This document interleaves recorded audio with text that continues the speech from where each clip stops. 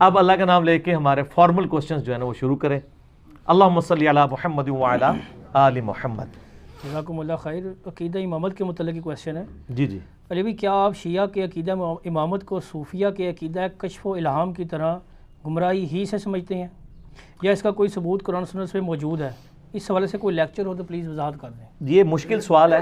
بہرحال میں نے دبے الفاظ میں کہ جس کے اندر ایک فتنہ کھڑا نہ ہو، میرا یوٹیوب پہ ایک کلپ ہے قادیانیوں کو دعوت اصلاح. اس میں نے کچھ ایمبیگوس جملے بولے تھے، ایمبیگوس عام عوام کے لیے، پڑھے لکھے لوگوں کو تو سمجھ آ گئی تھی.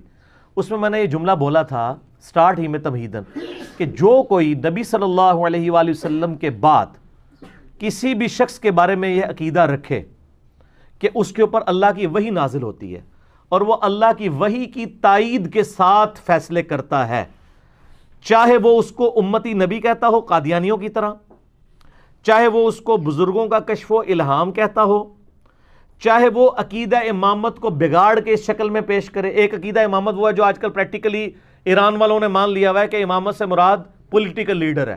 اس عقیدہ امامت میں تو ہم حضرت ابوبکر، عمر، عثمان و علی سب کو امام وقت مانتے ہیں.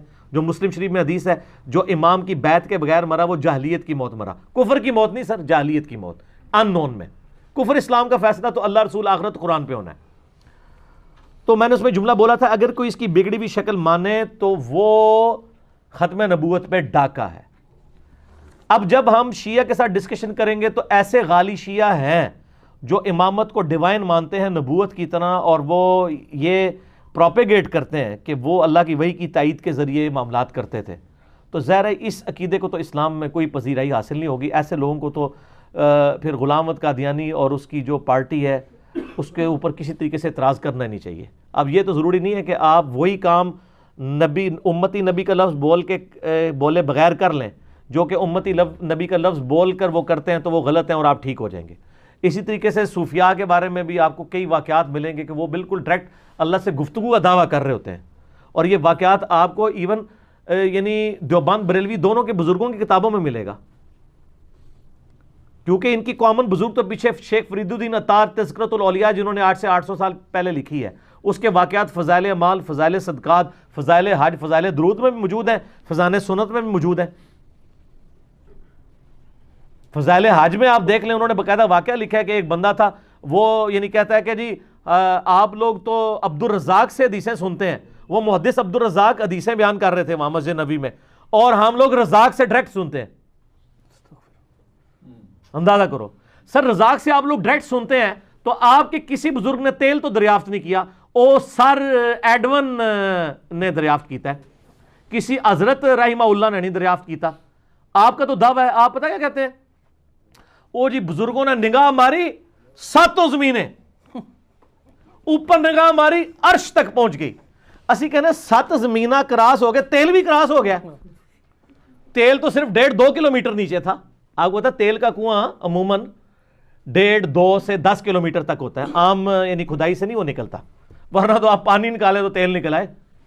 وہ تو جب حادثاتی طور پہ اللہ نے دریافت کروانا تھا نا عرب میں اور پنسلوینیا میں امریکہ میں پہلا تیل کا کنواں نکلا تھا، تو وہ حادثاتی طور پہ وہ واٹر ٹیبل جو ہے نا اس لیول پہ آیا ہوا تھا، ادروائز تو یہ دریافت بھی نہ ہوتا. کس کا دماغ ہونا تھا نیچے تیل ہے. وہ سر ایڈون نے دریافت کیتا سی. اگر وہ مطلب زندہ ہوندے اور مسلمان ہوندے میں حافظہ اللہ اور رحمہ اللہ بھی انہوں نے کہہ رہا ہوندا. تو سر ایڈون نے کیتا ہے، کسی تواڈے بزرگ نے نہیں دریافت کیتا. تو کدھر ہیں وہ؟ دریافت کر کے بتائیں نا. اور پھر جب اللہ ان کو بتا رہا ہے تو تیل تو اللہ کو تو پتا تھا نا، تو کسی بزرگ کے ذریعے کروا لیتا. سب کہانی ہے، اس طرح نہیں ہوتا. دنیا بقدر ایفرٹ ہے. تو اس طرح آپ یہ عقیدہ نہ رکھیں. یہی وجہ ہے میرا یوٹیوب پہ ایک کلپ بہت وائرل ہوا ہے، قادیانی حق کیوں نہیں قبول کرتے. سر اس کلپ کے بعد سب کو آگ لگی ہوئی ہے. آگ یہ نہیں لگی ہوئی ہے کہ میں نے جھوٹ بولا ہے، آگ یہ لگی ہوئی ہے کہ اس نے کیا کر دیا ہے، ہمارے کپڑے اتار دیے. سر آپ کے کپڑے ہم نے مجبوراً اتارے ہیں، اس لیے اتارے ہیں کہ ہم اپنے دین کا مقدمہ لوز کر رہے تھے.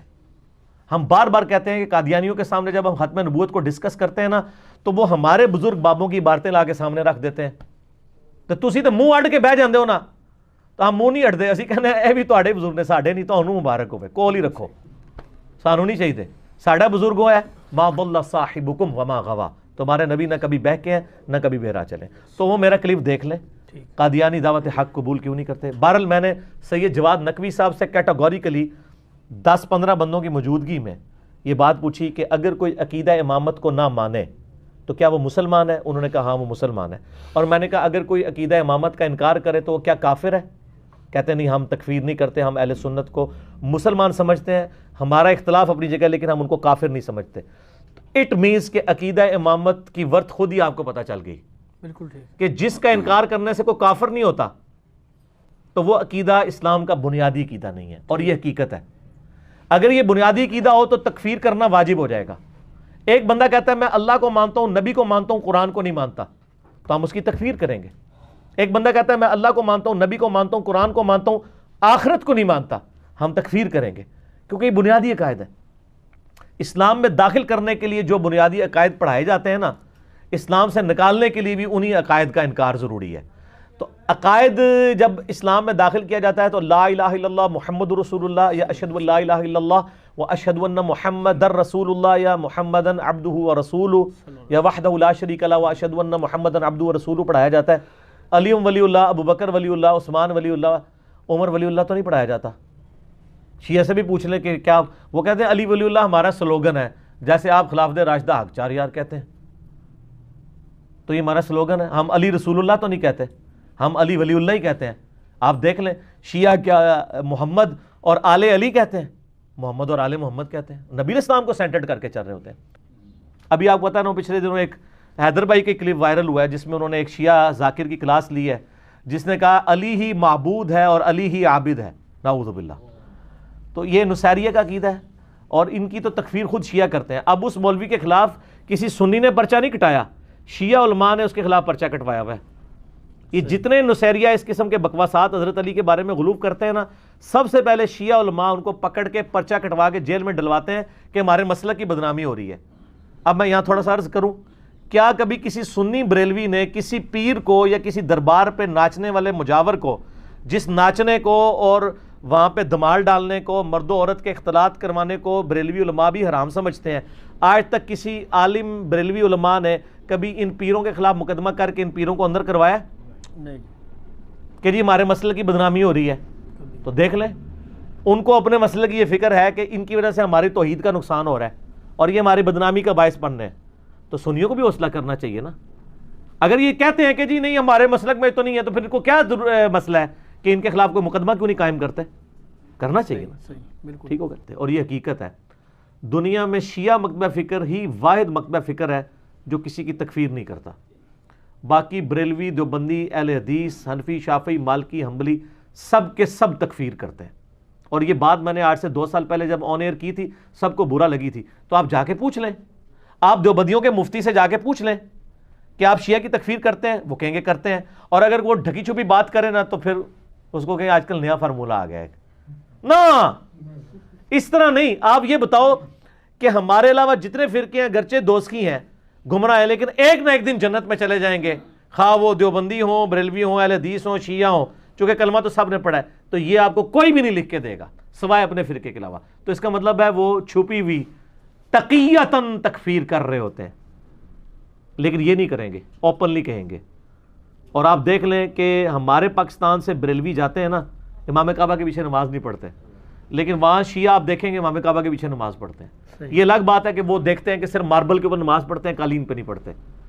اور چونکہ وہاں پہ وہ ٹکی والا بھی ایشو ہو جاتا ہے ان کے لیے, تو وہ ان کے ہاں چونکہ افضل ہے, ہمارے ہاں بھی یہ افضل ہے, وہ ذرا بہت زیادہ اس میں غلوف کر گئے. میرا تو ٹکیا کے اوپر بھی کلپ لاکھوں لوگوں نے دیکھا ہے. میری بھی کوشش ہوتی ہے کہ میں یعنی نیکڈ زمین کے اوپر نماز پڑھوں, یہ افضل ہے, سنت بھی یہی ہے. بخاری مسلم کی درجنوں احادیث اس پر گواہ ہیں. تو انہوں نے اس کے ایکویلنٹ ایک ٹکی نکالی ہوئی ہے, وہ ایسی ٹکی ہو جو زمین کی جنس سے ہو, نہ پہنی جاتی ہو اور نہ کھائی جاتی ہو, تو اس کی ٹکی بن سکتی ہے. تو مٹی کی ٹکی وہ بنا لیتے ہیں, لکڑی کی. وہاں میں نے جو دیکھا ہے وہ لکڑی کی ٹکیاں رکھی ہوئی تھی, چونکہ لکڑی نہ پہنی جاتی ہے اور نہ کھائی جاتی ہے. اور نبی علیہ السلام کی ایک صحیح بخاری میں آتا ہے, آپ کی ایک چٹائی تھی خمرہ, اور وہ سجدے والی جگہ پہ ہی رکھی جاتی تھی. سر وہ کھجور کی چھال کی بنی ہوئی تھی. تو آپ علیہ السلام جب نماز پڑھتے تھے نا تو اس خمرہ کے اوپر سجدہ کرتے تھے, اور جب وہ تھوڑی سی میلی ہو جاتی پھر دھو دی جاتی تھی. تو وہ خمرہ چٹائی والا معاملہ، یہ کھجور، ہم بھی اپنے بچپن میں ایسے پھوڑوں پہ نماز پڑھتے رہے ہیں جو کھجور کے وہ بنے ہوئے ہوتے تھے، تو وہ کتنی مبارک روحانیت ہوتی تھی ان مسجدوں کی، ان چٹائیوں کے اوپر. ٹھیک ہے. البتہ جن غالی شیعہ کے اندر عقیدہ امامت ہے اس درجے کا کہ وہ اس کو ڈیوائن مانتے ہیں اور یہ مانتے ہیں کہ وہ وحی الہی کے ذریعے چلتے ہیں، تو سر وہ پھر اپنی آخرت کی فکر کریں. ہم ان کے اوپر دعوت توبہ پیش کریں گے. اور یہ عقیدہ کبھی بھی اہل سنت کے ہاں تو ایکسیپٹیبل نہیں تھا. صوفیاء نے بگاڑ پیدا کیا کشف الہام کے چکر میں، شیعہ کے ہاں غالیوں نے پیدا کیا جو آج ہمارے گاٹے فٹ ہوا ہے. اس میں آپ کو ویسے مشورہ دوں گا کہ مولانا اسحاق مدنی رحمہ اللہ تعالیٰ نے سر ریمارکیبل کام کیا ہے. 11 لیکچرز عقیدہ امامت پہ ریکارڈ کرائے ہیں آڈیو میں. بہت پرانے لیکچر ہیں، 20-25 سال پہلے ان کے، اس وقت ویڈیو ریکارڈ نہیں ہوتی تھی. وہ یوٹیوب پہ رکھے ہوئے. مولانا اسحاق اردو یوٹیوب چینل ہے. پچھلے دن انہوں نے دوبارہ سے وہ ترتیب سے تھم نیل بنا کے اپلوڈ کیے ہیں فہد بھائی نے. سر وہ آپ لیکچرز دیکھیں. وہ لیکچرز ایران بھی گئے ہیں، فارسی میں ٹرانسلیٹ ہوئے ہیں. ایران کے علماء نے بھی کہا کہ ہمیں کوئی پہلا بندہ پاکستان میں نظر آیا جس کو ہم پڑھا لکھا بندہ کہیں کہ جس نے ہماری ان کتابوں کا اتنا مطالعہ کر کے ایک آپٹیمل سولوشن سامنے رکھا ہے. صحیح. مولانا اسحاق صاحب نے قیمتی آدمی تھے. ان کے ساتھ میرے 40 کوسچنز بھی ریکارڈڈ موجود ہیں. تو یہ یعنی بگڑی ہوئی شکل نہیں ہونی چاہیے. تو چونکہ تکفیر نہیں ہوتی تو ظاہر ہے پھر وہ عقیدے کی آپ ورت اپنی جگہ دیکھ لیں گے کہ وہ کس لیول تک ہے. باقی اگر کوئی یہاں پہ بھی اہل سنت کے ہاں جو تقلید ہے وہ بھی تو وہی ہے نا. آپ کہتے ہیں جی حدیث میں لکھا ہے، وہ کہتے ہیں ہمارے امام یہ کہتے ہیں، تو یہ عقیدہ امامت نہیں ہے. ضروری ہوتا ہے کہ امتی نبی کہہ کے کوئی نبی کلیم کرے یا عقیدہ امامت کہہ کے عقیدہ امامت کلیم کرے؟ کر رہے تو آپ بھی وہی کچھ ہو رہے ہوتے ہیں. صحیح بات. ٹھیک ہے نا. تو پولیٹیکلی امامت والا معاملہ، ایک لیڈرشپ والا، وہ ٹھیک ہے. آج اگر آپ ایران میں بھی دیکھیں، انہوں نے باقاعدہ علماء کی کمیٹی بنائی ہوئی ہے جہاں پہ سارے مسئلے ہوتے ہیں. وہاں پہ چند ایک بڑے علماء بھی ہیں جو مرجع کہلاتے ہیں، جن کی لوگ تقلید، آپ پتہ ہے شیعہ کے ہاں زندہ اماموں کی تقلید ہوتی ہے، مردہ کی نہیں. اگر وہ مر جائے گا تو نیا امام کھڑا کریں گے. صحیح. وہ کہتے ہیں جی مرے کو کیا کرنا ہے، مسئلہ تو آج آ رہا ہے. یہ تو آپ ہے نا کہ امام حنیفہ سے ہی پوچھنا ہے کہ ویڈیو کیمرہ لال ہے یا آرام ہے. انہوں نے کہتے نہیں سر دسنا تانوں، ان کو تو پتہ ہی نہیں تھا. اس زمانے میں نہیں تھا انتقال خون، کتبین پہ نماز، پوسٹ مارٹم. یہ تو مودودی صاحب نے مسئلے حل کرنے ہیں نا آپ کے. ٹھیک ہے نا. تو یہ اجتہاد اسلام کی خوبصورتی قیامت تک جاری ہے. باقی اگر کوئی کہتا ہے نہیں جی اللہ کے نبی علیہ السلام پہ یہ ضروری تھا کہ اب نبی نہیں آنے تھے تو اپنی جگہ سکسیسرز امام کی شکلوں میں چھوڑ کے جاتا ہے جو دین سکھاتے، تو سر ہم ان کو علمی پھکی دیتے ہیں کہ امام صرف اس وقت فائدہ مند ہوگا جب امام سے آپ استفادہ کر سکیں. صحیح. ایک امام فزیکلی سامنے موجود ہی نہیں. امام باقر تھے، پھر امام جعفر، پھر امام موسیٰ کاظم، امام علی رضا، امام تقی نقی، حسن عسکری. اس کے بعد جب امام مہدی آئے وہ کہتے ہیں 12 سال کی عمر میں وہ گم گئے. تو جب امام گم گئے اور آج تک وہ کہتے ہیں گمے ہوئے ہیں، تو جو امام 1200 سال پہلے گم گیا تھا تو میرے تو کسی کام کا نہیں، نہ میں اس سے کوئی مسئلہ پوچھ سکتا ہوں نہ کوئی اجتہاد کرا سکتا ہوں. وہ کہتے ہیں نہیں، پھر اس کا ایکویلنٹ یہ ہوگا کہ علماء مل بیٹھ کے مسائل کو ڈسکس کر کے آپٹیمل سولوشن تک پہنچیں گے اور وہ امت کی رہنمائی کریں گے. تو سر یہی تو بات ہے نا، اجماع امت کا ہوتا ہے. امت نے آپ کو خود ہی منوا دیا کہ 1200 سال سے علماء کے مشورے سے چل رہے ہیں آپ. ٹھیک ہے نا.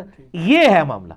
امام اگر ڈیوائن ہوتا تو وہ ڈیوینٹی ان کے بارے میں اس اعتبار سے کلیم کرے تو قیامت تک تو پھر اس کو سامنے موجود ہونا چاہیے نا کہ ہر بندہ جا کے، جیسے نبی علیہ السلام موجود تھے، لوگ مسئلہ پوچھتے تھے، حضرت علی سے لوگ مسائل پوچھتے تھے. ٹھیک ہے. تو اب کس سے پوچھیں گے؟ پچھلے 1200 سال سے آپ کس سے مسئلے پوچھ رہے ہیں؟ امام مہدی تو موجود نہیں ہے. شیعہ کے ہاں وہ غائب ہو چکے ہیں، ہمارے ہاں وہ پیدا ہوں گے. تو اینڈ رزلٹ یہ ہے کہ نہ وہ آپ کے کام کے ہیں آج کے دور میں، نہ میرے کام کے ہیں جب تک کہ وہ آ نہ جائیں. تو یہ 1200 سال سے تو امت محروم ہے امام سے. سر محروم نہیں ہے، نبی علیہ السلام اپنا دین مکمل کر کے گئے ہیں. اجتہاد قیامت تک جاری ہے. وہ ہر زمانے میں اجتہاد اس وقت کے اہل علم کریں گے اور کسی اہل علم کے اجتہاد کا دوسرے اہل علم کو ماننا ضروری نہیں ہے. اختلاف رائے ہو سکتا ہے. بنیادی دین وہی ہے، اللہ، رسول، آخرت، قرآن. باقی نٹی گریٹیز کے اوپر اختلاف رائے ہو سکتا ہے. عقیدے میں بھی ایون اختلاف رائے ہو سکتا ہے. اسماء و صفات کے عقائد کے اوپر کتنا اختلاف ہے، جہمیہ کا، مجسمہ کا. آپ اہل حدیث کو پوچھیں وہ کہتے ہیں یہ جہمیہ ہے، حنفی کہتے ہیں جی اہل حدیث جو ہیں وہ مجسمہ ہے. ٹھیک ہے. ایک دوسرے کے نام، لیکن آپ جب کرٹیکلی دیکھیں گے تو آپ کو دونوں کی باتیں اپنی اپنی جگہ صحیح نظر آ رہی ہوں گی. صحیح. کہ کوئی بھی شرک کرنے کے لیے نہیں ہے، وہ تعویل ہی کر رہے ہیں اپنے معاملات کی. ٹھیک ہے. اب مولانا مودودی رحمہ اللہ تعالیٰ نے واسع کرسیہ السماوات والارض کی تفسیر کر کے لکھا کہ یہ واسع کرسیہ السماوات والارض کہ اللہ کی کرسی نے گھیرا ہوا ہے زمین و آسمان کو، وہ کہتے ہیں اس سے مراد یہ بھی ہو سکتا ہے کہ اس کرسی سے مراد اللہ کی بادشاہت ہو، جیسے بادشاہ کی ایک کرسی ہوتی ہے تو اللہ تعالیٰ یہ محاورتاً لفظ استعمال کر رہا ہو کہ اللہ کی بادشاہت زمین و آسمان کو گھیرے ہوئے ہے۔ پھر ساتھ انہوں نے لکھا اس سے مراد یہ بھی ہو سکتا ہے کہ کوئی فزیکل کرسی بھی ایگزسٹ کرتی ہو جو زمین و آسمان پہ پھیلی ہو۔ تو انہوں نے کہا یہ دونوں معاملات ہو سکتے ہیں، یہ متشابہات ہیں، ہم اللہ کے سپرد کرتے ہیں۔ لیکن سلفی علماء جو ہیں وہ ڈنڈا لے کے ان کے پیچھے پڑ گئے، کس نے تو کرسی کا انکار کر دیا، صحیح، حالانکہ انہوں نے لکھا کہ دونوں باتیں ہو سکتی ہیں، کہتے نہیں کرسی کا انکار کر دیا۔ تو پھر میں نے سلفیوں کو دی ہے نا پھکی، میں نے کہا جی آپ کے جو علماء ہیں کل من علیہا فان، جو سورۃ الرحمن کے اندر آیات آتی ہیں، اعوذ باللہ من الشیطان الرجیم بسم اللہ الرحمن الرحیم، کل من علیہا فان، ہر وہ چیز فنا ہو جائے گی جو اس زمین کے اوپر ہے، وَيَبْقَى وَجْهُ رَبِّكَ ذُو الْجَلَالِ وَالْإِكْرَامِ، باقی صرف تیرے رب کا چہرہ رہے گا۔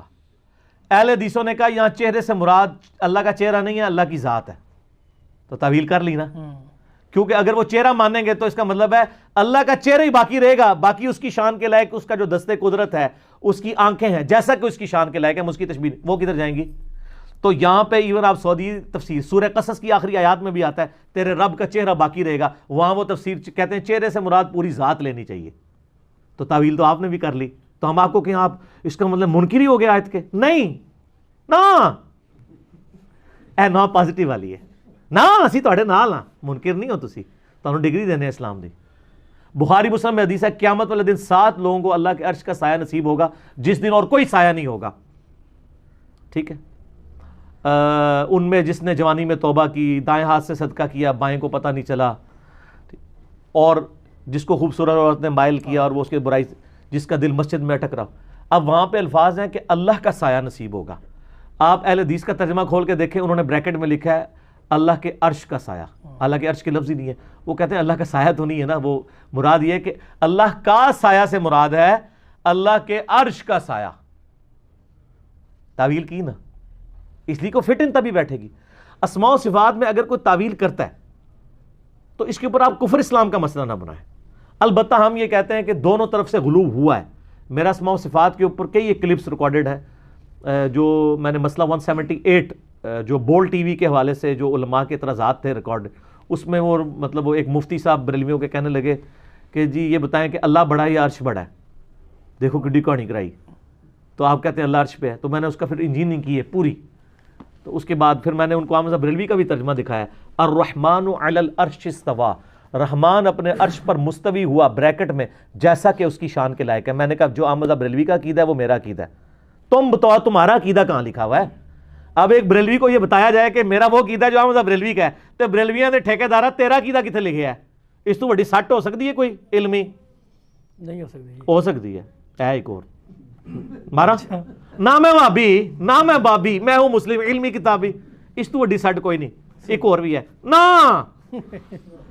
اے نوی سیٹ، یہ نا جو ہے نا سر یہ اسی کی شروع ہے، جیسے وہ درود ابراہیمی کا شروع والا حصہ ہے نا، اللہم صلی علی محمد وعلی آل محمد، یہ بھی ایک پرفیکٹ درود ہے۔ تو یہ نہ میں وہابی نہ میں بابی، میں ہوں مسلم علمی کتابی، اس کا جو پہلا حصہ ہے نا وہ بھی کافی ہے نا، آگے خود جوڑ لیں، ٹھیک ہو؟ جزاکم اللہ خیر۔